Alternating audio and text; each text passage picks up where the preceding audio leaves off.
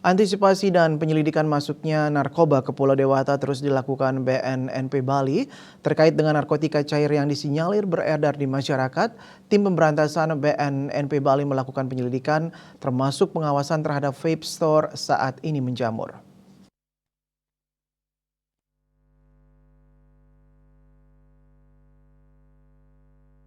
Peredaran sabu-sabu cair ini terungkap setelah pabriknya digerebek pihak kepolisian Jakarta Barat.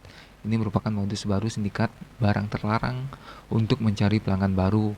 SS cair dikemas dalam botol dijual lewat online. Koordinator Humas BNNP Bali, Made Dwi Saputra menjelaskan, vape store mempunyai komunitas sebagai sesama penyedia liquid vape.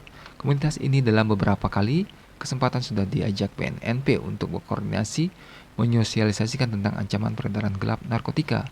Bentuk cair BNN Provinsi Bali mengharapkan kesadaran para pemilik vape store menjaga bisnisnya. Jangan sampai disalahgunakan menjadi media peredaran gelap narkoba.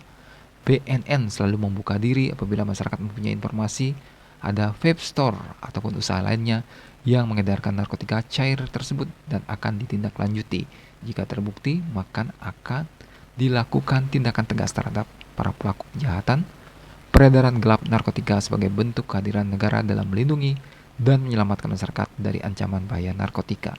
Kertanegara Bali Pos.